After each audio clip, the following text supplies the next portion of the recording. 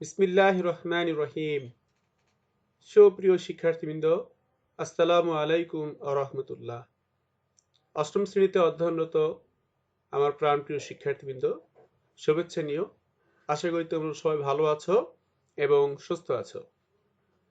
তোমাদেরকে এই ক্লাসে কৃষি শিক্ষা বিষয়ের যে অ্যাসাইনমেন্ট রয়েছে ষষ্ঠ সপ্তাহের জন্য, এবং এটি হচ্ছে তোমাদের কৃষি শিক্ষার অ্যাসাইনমেন্ট নাম্বার 2। প্রিয় শিক্ষার্থীবৃন্দ, এই অ্যাসাইনমেন্ট নিয়ে আমি তোমাদেরকে সংক্ষিপ্ত পরিসরে ক্লাসটি করব ইনশাআল্লাহ। তো চলো প্রথমেই আমরা প্রশ্নপত্রগুলো দেখে নিচ্ছি। আমি সংক্ষেপে তোমাদেরকে প্রশ্নপত্র বুঝাবো এবং তারপরে উত্তরটি তোমাদেরকে দেখাবো। আশা করি তোমরা প্রথম থেকে শেষ পর্যন্ত ক্লাসটি দেখবে। প্রিয় শিক্ষার্থীবৃন্দ, লক্ষ্য করে দেখো, তোমাদের অ্যাসাইনমেন্ট নাম্বার 2 অর্থাৎ ষষ্ঠ সপ্তাহের অষ্টম শ্রেণীর যে কৃষি শিক্ষা অ্যাসাইনমেন্ট রয়েছে তার জন্য তোমাদেরকে 2টি অধ্যায় পড়তে বলা হয়েছে। অধ্যায় নাম্বার হচ্ছে 5। পঞ্চম অধ্যায়ের জন্য কৃষিজ উৎপাদন, এখানে রয়েছে পার্ট 9 মিশ্র মাছ চাষের জন্য পুকুর প্রস্তুতি, এবং ষষ্ঠ অধ্যায় বনায়ন, এখানে রয়েছে পার্ট 2 নার্সারি তৈরির কৌশল। প্রিয় শিক্ষার্থীবৃন্দ, এই হলো 2টি অধ্যায়। এই অধ্যায় 2টি তোমরা অবশ্যই ভালোভাবে পড়াশোনা করবে।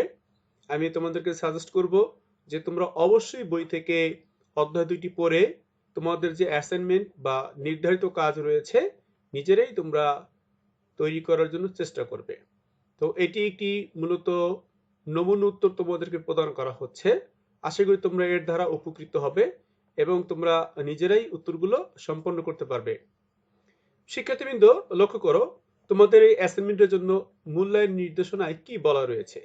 শিক্ষকবৃন্দ তোমাদের যখন এই অ্যাসাইনমেন্টটি মূল্যায়ন করবেন তখন তারা অবশ্যই এই বিষয়গুলো খেয়াল রাখবেন।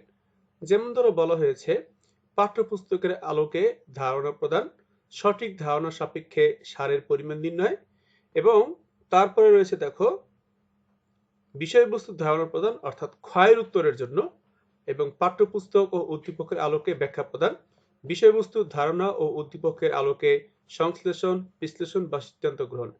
এবং তারপরে লক্ষ্য করে দেখো যে এখানে বলা হয়েছে 2 নম্বর যে প্রশ্ন, পলি ব্যাগের চারা তৈরি সুবিধাজনক কেন এটি, এবং এখানে বলা হয়েছে বিষয়বস্তু সম্পর্কে ধারণা সুবিধাজনক কেন তার ব্যাখ্যা প্রদান। তো এবারে আমরা দেখি একটি উদ্দীপক রয়েছে, এই উদ্দীপকটি আমরা এখন পড়ব এবং তারপরে আমরা উত্তরটি দেখে নিব। প্রিয় শিক্ষার্থীবৃন্দ, লক্ষ্য করো, এখানে একটি সৃজনশীল প্রশ্ন দেওয়া রয়েছে এবং তারপরে আরেকটি প্রশ্ন দেওয়া রয়েছে, তবে সেটি সৃজনশীল নয়, সেটি ব্যাখ্যা আকারে উপস্থাপন করতে হবে। আমি সৃজনশীল প্রশ্নটি পড়ছি। সখীপুর গ্রামের মিনারা বেগম বাড়ির পাশের 5 শতক জমির পুকুরে রুই, কাতলা, সিলভার কার্প ও কার্প জাতীয় মাছ চাষের উদ্যোগ নেন। এজন্য তিনি মৎস্য কর্মকর্তার পরামর্শ নিয়ে প্রয়োজনীয় চুন সার প্রয়োগ করে পুকুর প্রস্তুত করেন। এই হলো তোমাদের উদ্দীপক। এবার এখান থেকে 2টি প্রশ্ন তোমাদের লিখতে বলা হয়েছে। প্রথম প্রশ্নে বলা হয়েছে দেখো, ক মিনার বেগম পুকুরে কি পরিমাণ ইউরিয়া সার প্রয়োগ করেছিলেন নির্ণয় করো।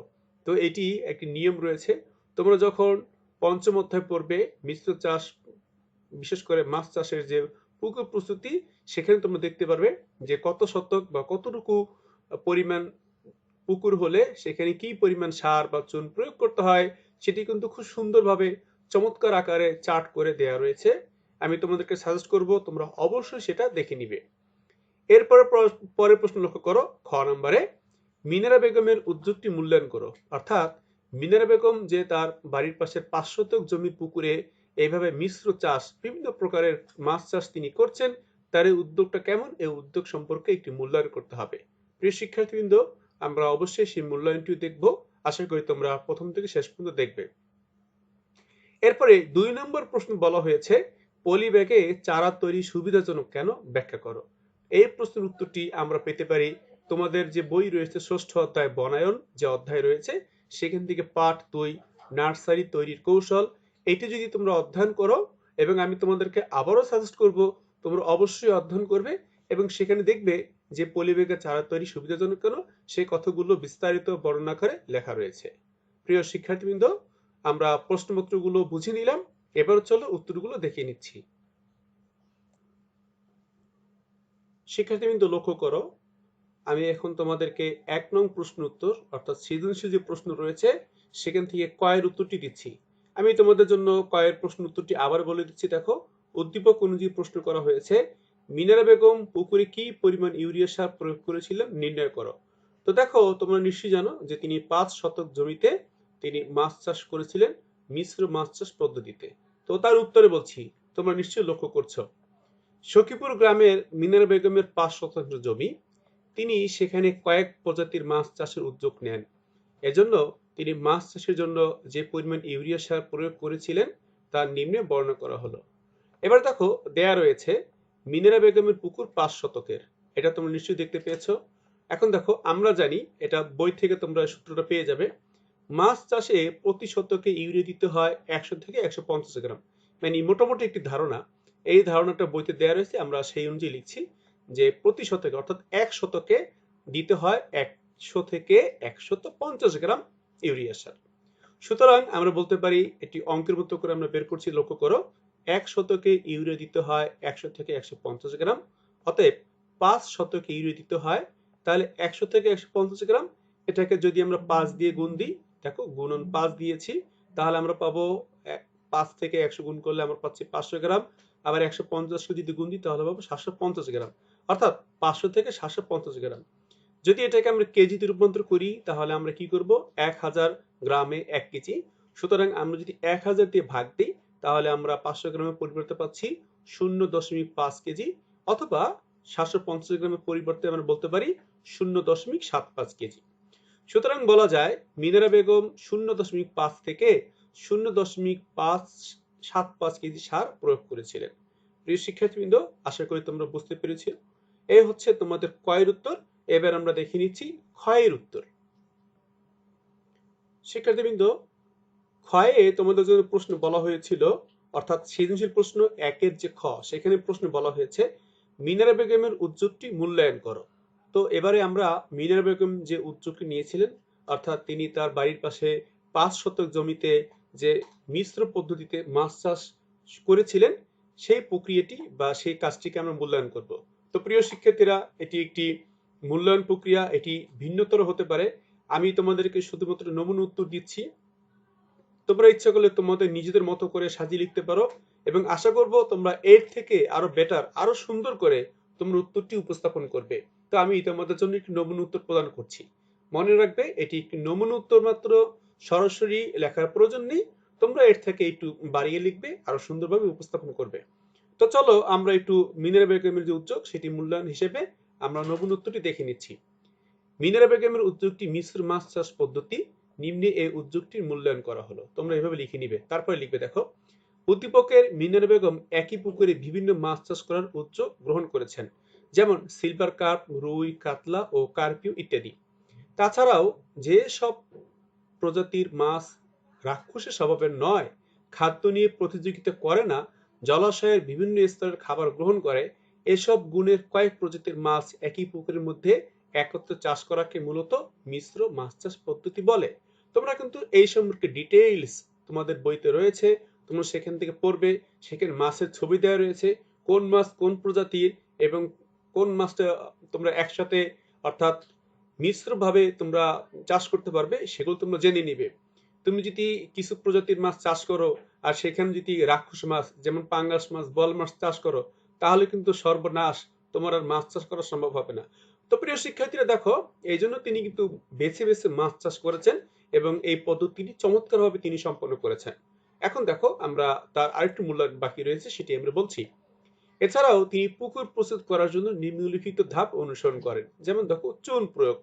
পুকুরে তিনি চুন প্রয়োগ করার মাধ্যমে পুকুরের পানি জীবাণুমুক্ত করে এবং পানির ঘোলাটির অবস্থা দূর করেন। তো দেখো, তোমরা জানো যে পুকুরের পানি হচ্ছে বন্দি অবস্থা থাকে, এবং এই বন্দি জলাশয়ের মাধ্যমে যে পানিটা থাকে সেখানে পানির রং বিবর্ণ হয়ে যায়, পানির গন্ধ, পানির স্বাদ, এগুলো কিন্তু অনেক দূষিত হয়ে যায়। তো সেখানে কিন্তু মাছ চাষ উপযোগী নয়। উপযোগী করার জন্য বিভিন্ন মৌসুমে বা নির্দিষ্ট সময়ান্তে সেখানে চুন প্রয়োগ করা হয়, সার প্রয়োগ করা হয়। তো তিনি কিন্তু সেই কাজটি করেছেন। সুতরাং বলাই যায় যে তিনি খুব সুন্দরভাবে তিনি তার কাজটি সম্পন্ন করেছেন। এরপরে দেখো, সার প্রয়োগ। পুকুরের প্রাকৃতিক খাদ্যের জন্য তিনি সার প্রয়োগ করছেন। দেখো পুকুরে নানান রকম খাদ্য থাকে, কিন্তু তারপরেও মাছ যারা রয়েছে তাদের জন্য অতিরিক্ত প্রাকৃতিক খাদ্যের সরবরাহ করার জন্য সার প্রয়োগ অত্যন্ত গুরুত্বপূর্ণ একটি বিষয়, এবং তিনি কিন্তু সেটি করেছেন। প্রিয় শিক্ষার্থীরা, তোমরা একটি জিনিস লক্ষ্য করো যে আমি যখন তোমাদেরকে লেখা দেখাচ্ছি তার সাথে সাথে কিন্তু আমি অনেক কথা বলছি। তোমরা চেষ্টা করবে তোমরা এই লেখাটি দেখে লিখবে, এবং সাথে সাথে আমি তোমাদেরকে যে কথাগুলো বলে দিচ্ছি সেই কথাগুলো থেকেও তোমরা অ্যাড করে নিবে, যুক্ত করে নিবে তোমাদের লেখার সাথে।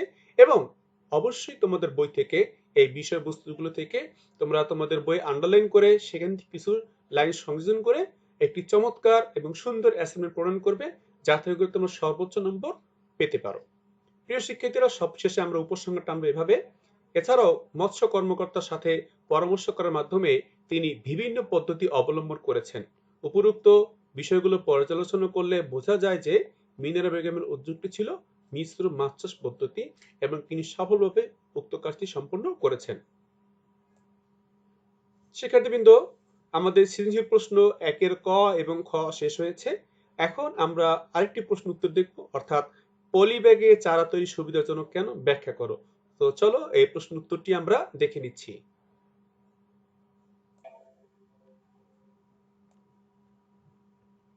2 নম্বর প্রশ্ন উত্তর মিনারা বেগম সেটা আমরা শেষ করেছি।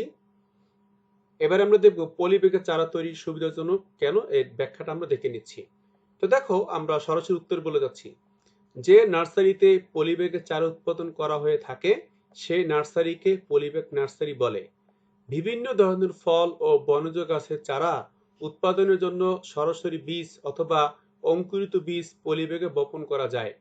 পলিব্যাগ নার্সারিতে চারা উৎপাদনের অনেক সুবিধা রয়েছে। নিম্নে সেই সুবিধাগুলো সম্পর্কে আলোচনা করা হলো। যেমন ধরো, 1, হালকা ও সহজেই পরিবহন করা যায়। তোমরা জানো যে পলিব্যাগ হালকা এবং সহজে পরিবহনযোগ্য, সুতরাং আমরা এই সুবিধাটি পেতে পারি। 2 নম্বর, পলিব্যাগের চারা রোপণ করা সহজ ও চারার মৃত্যুহার কম। পলিব্যাগের চারা রোপণ করা সহজ, অর্থাৎ তুমি যখন পলিব্যাগটা নিবে, চারাটা রোপণ করবে, শুধুমাত্র পলিব্যাগটা ছিঁড়ে খুব সহজেই কিন্তু যে রোপণ করার জন্য যে গর্তটি রয়েছে সেখানে সুন্দরভাবে স্থাপন করতে পারবে, এবং এতে চারাটা ভালো থাকে, সতেজ থাকে। চারার যে মৃত্যুহার সেই মৃত্যুহার কিন্তু অনেক কমে যাবে। 3 নম্বর দেখো, পলিব্যাগে উৎপাদিত চারার পরিচর্যা করা সহজ এবং পরিবহনে চারার কোনো ক্ষতি হয় না। তার মানে হচ্ছে এখানে পলিব্যাগে যখন সারিবদ্ধভাবে চারাগুলো রাখা হয়, সেগুলো পরিচর্যা করা, এর রক্ষণাবেক্ষণ, এগুলো করা খুবই সহজতর হয়, এবং খুব সহজে কিন্তু ভ্যানে করে বা বিভিন্নভাবে এগুলো পরিবহন করা খুবই সহজ হয়, এবং এতে চারারও কোনো ক্ষতি হয় না। 4 নম্বর পয়েন্ট দেখো, যে কোনো মাপের এবং ঘনত্বে তৈরি করা যায়, অর্থাৎ পলিব্যাগের মাধ্যমে তুমি যদি যে কোনো রকমের চারা, কোনো চারার গাছের মাটি যদি একটু বড় হয় তাহলে সেখানে বেশি পরিমাণ দরকার হয়। তো নির্দিষ্ট পরিমাপের তুমি কিন্তু নির্দিষ্ট ঘনত্বের চারা তুমি উৎপাদন করতে পারবে। 5 নম্বর রয়েছে মজবুত ও দীর্ঘস্থায়ী হয়, অর্থাৎ পলিব্যাগে যদি চারা উৎপাদন করা হয় সেগুলো অবশ্যই মজবুত এবং দীর্ঘস্থায়ী হয়ে থাকে। সুতরাং বলা যায় পলিব্যাগের চারা তৈরি অনেক সুবিধাজনক। প্রিয় শিক্ষার্থীবৃন্দ, তোমাদেরকে নমুনা প্রশ্ন উত্তর আমি এখানে প্রদান করেছি। আশা করি তোমাদের অবশ্যই ক্লাসটি ভালো লেগেছে এবং তোমরা সুন্দরভাবে তোমাদের অ্যাসাইনমেন্টটি প্রণয়ন করতে সক্ষম হবে। শিক্ষার্থীবৃন্দ, আমাদের ক্লাসটি এখানেই শেষ করছি, এবং যাওয়ার আগে তোমাদেরকে বলে দিচ্ছি যে তোমাদের যদি এই ক্লাসটি ভালো লাগে তাহলে অবশ্যই তোমরা চ্যানেলটি সাবস্ক্রাইব করে নিবে, এবং অবশ্যই তোমাদের বন্ধুদের সাথে এই ক্লাসটি শেয়ার করবে। শিক্ষার্থীবৃন্দ, এই চ্যানেলটি একটি এডুকেশনাল চ্যানেল। তোমরা নাম শুনে বুঝতে পেরেছ, টিচার্স এডুকেয়ার। এখানে নবম এবং দশম শ্রেণীতে তোমরা যখন উঠবে তখন তোমাদের যে ক্লাসগুলো দরকার হবে সব ক্লাস তোমরা এখানে পেয়ে যাবে। বিশেষ করে নবম দশম শ্রেণীর জন্য উপযোগী করে ইংলিশ গ্রামার এবং ইংলিশ ফার্স্ট পেপার যে ক্লাসগুলো রয়েছে, তোমরা যদি একটু দেখো তাহলে দেখবে যে এখানে কিন্তু প্রচুর পরিমাণে ক্লাস রয়েছে, এবং ইনশাল্লাহ ভবিষ্যতেও তোমাদের জন্য ক্লাসগুলো আপলোড করা হবে, এবং তোমরা খুব সহজেই বাসায় বসেই ক্লাসগুলো করতে পারবে। স্কুল যদি খুলে দেয় তাহলে তুমি স্কুলেও ক্লাস করবে, এবং পাশাপাশি অভিজ্ঞ শিক্ষকের যে ক্লাসগুলো সেই ক্লাসগুলো তোমরা ডিজিটাল প্রেজেন্টেশনের মাধ্যমে দেখতে পাবে, এবং এতে করে তোমাদের ইংরেজিতে যে দুর্বলতাগুলো রয়েছে সেগুলো কেটে যাবে। পরিশেষে তোমাদের সবার সুস্থতা এবং মঙ্গল কামনা করে আজকের মতো এখানেই শেষ করছি। সবাই ভালো থেকো, সুস্থ থেকো। আল্লাহ হাফেজ।